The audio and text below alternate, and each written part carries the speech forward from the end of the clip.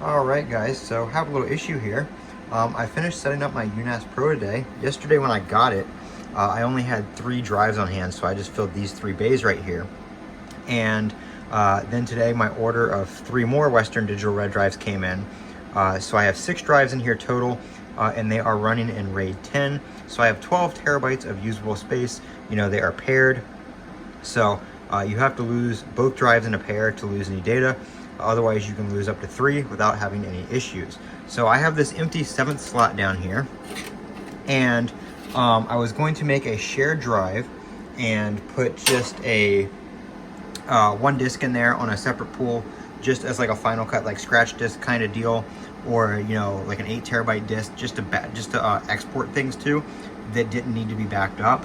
And I put the drive in there. I had another Western Digital Blue drive, and I put it in there, and it didn't power on. The light didn't come on. Nothing happened, anything like that. So I was like, okay, that's weird, because I know this drive works. I pulled it out of another server. So I took it from here and put it over here, and the drive worked over here. This drive right here is clearly working, so I took this drive out and put it over here, and it didn't work. So I was like, okay, that's weird. So I got a flashlight, and I looked in here, and I don't know how well you'll be able to see this on video, but the SATA connector in there on the board is bent up at an angle. How that could have happened, I don't know. I installed these drives just the same as the rest of them. Like I said, if I took this one from here and put it over here, it worked.